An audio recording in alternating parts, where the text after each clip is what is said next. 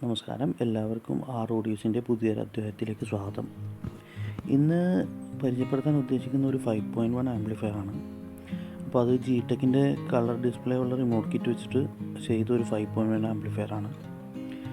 ഒരു ഹെവി ആയിട്ടുള്ള ഒരു ആംപ്ലിഫയർ ആണ്. അതായത് പെർ ചാനൽ 100 വാട്ടും സബ് വൂഫർ അതേപോലെ 300 വാട്ട് RMS കിട്ടുന്ന രീതിയിൽ നമ്മൾ ചെയ്തെടുത്ത ഒരു ആംപ്ലിഫയർ ആണ്. ഇപ്പോൾ കാണുന്ന പോലെ തന്നെ നമ്മൾ 15,000-ൻ്റെ 63 വോൾട്ട് കപ്പാസിറ്റേഴ്സ്, 10,000-ൻ്റെ 63 വോൾട്ട് കപ്പാസിറ്റേഴ്സൊക്കെ യൂസ് ചെയ്തിട്ടുണ്ട്. ഇത് കാണുന്ന പോലെ തന്നെ ട്രാൻസ്ഫോമർ നമ്മൾ സ്വയമായിട്ട് പറഞ്ഞ് വൈൻഡേജ് ട്രാൻസ്ഫോമറാണ്.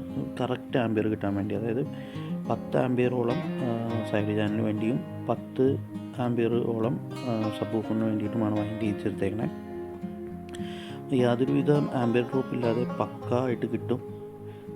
നിങ്ങൾക്ക് ട്രാൻസ്ഫോമറിനെ കാണാം. ട്രാൻസ്ഫോമറിൻ്റെ ഉള്ളിൽ നിന്ന് വയറ് സോൾഡർ ചെയ്തിട്ടല്ല പുറത്തേക്ക് ഇട്ടേക്കണേ. ആ വൈൻഡ് ചെയ്ത കമ്പി എന്താണോ ആ ഗേജ് കമ്പി തന്നെയാണ് പുറത്തേക്ക് ഇട്ടിരിക്കുന്നത്. അപ്പോൾ നല്ല രീതിയിൽ ചെയ്തൊരു ആംപ്ലിഫയർ ആണ്. അതിൽ ഇപ്പോൾ ജിടെക്കിൻ്റെ കളർ കിറ്റിൽ ബാസ് ബോർഡ് വരുന്നില്ല. അപ്പോൾ അതിന് കസ്റ്റമറിൻ്റെ ആവശ്യപ്രകാരം തന്നെ നമ്മൾ ഒരു 3-വേ ബാസ് ബോർഡ് വെച്ചിട്ടുണ്ട്. ബാസും ട്രിബിളും മിഡും നമുക്ക് കൺട്രോൾ ചെയ്യാം. അത് ഫ്രണ്ട് ചാനൽ മാത്രം കൺട്രോൾ ചെയ്യാൻ പറ്റുള്ളൂ. പിന്നെ ഇതാണ് അതിൻ്റെ സ്റ്റാർട്ടിങ് സ്റ്റേജ്. നമ്മൾ ക്യാബിനറ്റ് മേടിച്ച് അതിൻ്റെ ഡയൽ സെറ്റ് ചെയ്യണമെങ്കിൽ അതിൻ്റേതായ കട്ടിങ് കാര്യങ്ങളൊക്കെ ഉണ്ട്. അതിനുശേഷം ബോർഡെല്ലാം ഫിക്സ് ചെയ്യും. നമ്മൾ ഉപയോഗിച്ചിരിക്കുന്ന ബോർഡ്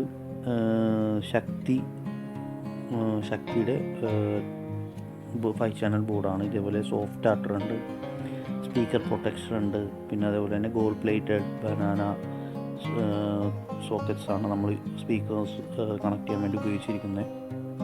അങ്ങനെ ഒരുപാട് നല്ല നല്ല കമ്പോണൻസ് ഉപയോഗിച്ചിട്ടാണ് നമ്മൾ ചെയ്തിരിക്കുന്നത്. അപ്പോൾ വേറെ പിന്നെ സബിന് വേണ്ടി സബ് ഫിൽറ്റർ ഉപയോഗിച്ചിട്ടുണ്ട് എക്സ്ട്രാ. കുമാർ ഓഡിയോസിൻ്റെ 6 ട്രാൻസിസ്റ്ററിൻ്റെ ബോർഡാണ്. മാസീവ് റിസൾട്ടാണ്, അടിപൊളി റിസൾട്ടാണ്. 12 ഇഞ്ച് സബ്ബൊക്കെ JBL കറക്റ്റ് മാച്ചിങ്. അപ്പോൾ ഇങ്ങനെ വർക്ക് പൂർത്തിയായപ്പോൾ എടുത്ത ഒരു വീഡിയോസാണ് ഇതെല്ലാം. ഡയൽ നമ്മൾ ചെയ്യുമ്പോൾ ഇങ്ങനെയാണ് കിട്ടുന്ന സ്റ്റിക്കർ നമ്മൾ ലാസ്റ്റ് പൊളിക്കും. ഇതാണ്ട് സബ് ഫിൽറ്റർ ഉപയോഗിച്ചിട്ടുണ്ട്, സോഫ്റ്റ് ആർട്ടറുണ്ട്. ലാസ്റ്റ് നമ്മൾ ബോർഡ് ഫിക്സ് ചെയ്യുള്ളൂ. പിന്നെ 2 കൂളിംഗ് ഫാൻ ഉപയോഗിച്ചിട്ടുണ്ട്. നമ്മുടെ ചാനലിൻ്റെ ബോർഡിനും സബിനും വേണ്ടി കൂളിംഗ് ഫാൻ ഉണ്ട്. അതും ടെമ്പറേച്ചർ കൺട്രോൾഡ് കൂളിംഗ് ഫാനാണ്. ടെമ്പറേച്ചർ കൺട്രോളിന് വേണ്ടി സർക്യൂട്ട് ബോർഡ് എക്സ്ട്രാ ഉപയോഗിച്ചിട്ടുണ്ട്. ഇപ്പോൾ എല്ലാം കൊണ്ടും നമ്മൾ ഒരു വീട്ടിലേക്ക് അടിപൊളിയായിട്ട് വർക്ക് ചെയ്യാൻ പറ്റുന്ന ടൈപ്പിലുള്ളൊരു ആംപ്ലിഫയർ ആണ്. അപ്പോൾ ഇതേപോലെ ആംപ്ലിഫയർ നിങ്ങൾക്ക് ആവശ്യമുണ്ടെങ്കിൽ നിങ്ങളുടെ ആവശ്യപ്രകാരം നമ്മൾ അത് ഇതേപോലെ അസംബിൾ ചെയ്ത് കൊടുക്കും. എല്ലാം നല്ല കമ്പോണൻസ് ഉപയോഗിച്ചിട്ടാണ് ചെയ്തിരിക്കുന്നത്. എങ്ങനെ പോയാലും ഒരുപാട് വർഷം ഇത് അനങ്ങാതെ ഇരുന്നോളും. ഇതാണ് അതിൻ്റെ ബാക്ക് സൈഡ് വരുന്നത്. ബ്ലൂടൂത്തിന് ആൻറ്റിന ഉണ്ട്. അത് ജിടെക്കിൻ്റെ കളർ ഡിസ്പ്ലേയുടെ കിറ്റിൽ വരുന്നതാണ്. ബ്ലൂടൂത്ത്, ഓക്സ്, 3 HDMIs ഉണ്ട്. ഒരു HDMI ഔട്ട് ഉണ്ട്, ARC, ഒപ്റ്റിക്കൽ കോയാക്സിയൽ, ബ്ലൂടൂത്ത്. ഇത്രയും ഫീച്ചേഴ്സാണ് അതിൽ വരുന്നത്. അപ്പോൾ ഇത് നല്ലൊരു രീതിയിൽ ചെയ്തെടുത്തതാണ്. നിങ്ങൾക്ക് കണ്ടറിയാം. വയറിങ്ങും എല്ലാം നല്ല ഗേജുള്ള V-ഗാർഡ്സിൻ്റെ 1² mm വയറിട്ടിട്ടാണ് നമ്മൾ അതിൻ്റെ പവർ സപ്ലൈയും കാര്യങ്ങളൊക്കെ ചെയ്തിരിക്കുന്നത്. സാംസങ്ങിൻ്റെ കപ്പാസിറ്റേഴ്സാണ് ഉപയോഗിച്ചിരിക്കുന്നത്. 35 ആംബിയറിൻ്റെ നമ്മൾ ബ്രിഡ്ജ് ഡയോഡാണ് ഉപയോഗിച്ചിരിക്കുന്നത്. ഇങ്ങനെ ഓരോ പാട്ടെടുത്താലും അതിൻ്റേതായ ഇപ്പോൾ ബോട്ടം ബുഷൊക്കെ ഗോൾഡ് പ്ലേറ്റഡ് ബോട്ടം ബുഷുകളാണ്. പിന്നെ ഡയൽ അക്രിലിക് ഷീറ്റിൽ നമ്മൾ സ്മോക്കും മാറ്റ് ഫിനിഷിലുമാണ് ചെയ്തിരിക്കുന്നത് ഡിസൈൻ. ഇങ്ങനെ ഓരോ കാര്യങ്ങളും അതിൻ്റേതായ എന്താ പറയുക, ഒരു കുറവും വരുത്താതെ കറക്റ്റായിട്ടാണ് ചെയ്തിരിക്കുന്നത്. പിന്നെ ജിടെക് എന്ന് പറഞ്ഞ കമ്പനിയുടെ ബാസ്റ്റബിൾ ബോർഡാണ്. നിങ്ങൾക്ക് കണ്ടാൽ അറിയാം. എല്ലാം നല്ല രീതിയിൽ 2 ചാനൽസിനും സബിനും വേണ്ടി നമ്മൾ ബ്രിഡ്ജ് ഡയോഡ് തന്നെ ഉപയോഗിച്ചിരിക്കുന്നത്. 35-10. പിന്നെ സോഫ്റ്റ് ആർട്ടർ, പിന്നെ സ്പീക്കർ പ്രൊട്ടക്ഷൻ ഉണ്ട്. എല്ലാം കൊണ്ടും നല്ല രീതിയിൽ ടെമ്പറേച്ചർ കൺട്രോൾ ഹീറ്റ് ആകുമ്പോൾ അതിൻ്റെ സെൻസർ നമ്മൾ ഹീറ്റ് സിങ്കിൽ കൊടുത്തിട്ടുണ്ട്. അപ്പോൾ എപ്പോഴാണോ ട്രാൻസിസ്റ്റർ ഹീറ്റ് ആവുന്നത് അപ്പോൾ ഫാന് ഓട്ടോമാറ്റിക് ഓണാവും, കൂളാവും. ടെമ്പറേച്ചർ ഡൗൺ ആകുമ്പോൾ ഓട്ടോമാറ്റിക്കലി ഫാൻ ഓഫ് ആവും. ഇങ്ങനെയാണ് അതിൻ്റെ ഫങ്ഷൻ വരുന്നത്. ഇത്രയൊക്കെ നല്ല രീതിയിൽ ചെയ്തെടുത്തൊരു ആംപ്ലിഫയർ ആണ്. ഇതിന് പ്രത്യേകിച്ച് വേറെ ഒന്നും പറയാനില്ല. നിങ്ങൾക്ക് കണ്ടറിയാം എങ്ങനെയാണ് അത് ചെയ്തെടുത്തേക്കുന്നതെന്ന്. അപ്പോൾ ഇതേപോലെ ആംപ്ലിഫയറൊക്കെ അസംബിൾ ചെയ്യാനും കാര്യങ്ങളൊക്കെ ഉണ്ടെങ്കിൽ ഞാൻ ഡിസ്ക്രിപ്ഷനിൽ എൻ്റെ നമ്പർ കൊടുക്കുന്നുണ്ട്. ഷോപ്പ് വരുന്നത് നെട്ടൂർ എറണാകുളമാണ്. നമ്മൾ ഇതെല്ലാം ചെയ്യുന്നുണ്ട്, അപ്ഗ്രഡേഷനും ചെയ്യുന്നുണ്ട്, അസംബ്ലിങ്, റിപ്പയറിങ്, സർവീസിങ് എല്ലാം ചെയ്യുന്നുണ്ട്. ഇതാണ് ജിടെക്കിൻ്റെ കളർ ഡിസ്പ്ലേ ബോർഡ്.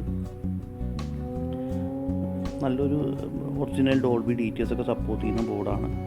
നല്ല രീതിയിൽ നമുക്ക് ബോക്സുകളൊക്കെ സെറ്റ് ചെയ്തിട്ട് നമ്മൾ നെറ്റ്ഫ്ലിക്സ് എല്ലാം കാണണം കേട്ടോ. അതേ നോർമൽ നമ്മൾ ഇത്രയും നല്ല ആംപ്ലിഫയർ ചെയ്തിട്ട് യൂട്യൂബിന് ഔട്ട് കൊടുത്തിട്ട് കണ്ടു കഴിഞ്ഞാൽ നമുക്ക് അത്ര വലിയ ഇത് തോന്നില്ല. കാരണം അതിൻ്റെ ട്രാൻസ്മിഷൻ വരുന്ന അത് ഇത് ഡോൾബി DTS അല്ല. ഇപ്പോൾ നെറ്റ്ഫ്ലിക്സിൽ ഡോൾബി DTS സപ്പോർട്ട് ചെയ്യുന്ന ഫയൽസ് വേണം നമ്മളിൽ പ്ലേ ചെയ്ത് കേൾക്കാം. എന്നാലേ നമുക്ക് അതിൻ്റേതായ ഒരു ഇത് വ്യത്യാസം മനസ്സിലാവുള്ളൂ, ഡോൾബി DTS കിട്ടുള്ളൂ. ഇത്രയൊക്കെയാണ് ഇതിൻ്റെ വിശേഷങ്ങൾ.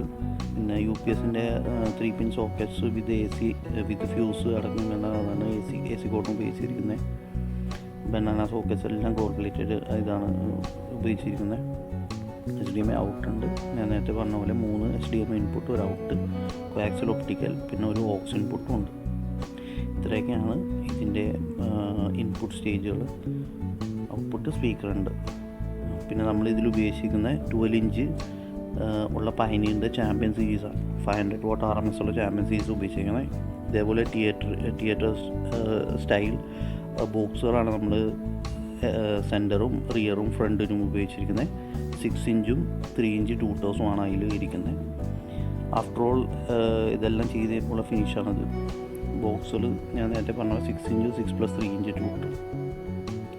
ഇത്രയൊക്കെയാണ് ഇതിൻ്റെ ഫുൾ പാക്കേജ് വരുന്നത്. ഇതേപോലെ പാനീറിൻ്റെ ചാമ്പ്യൻ സീരീസാണ്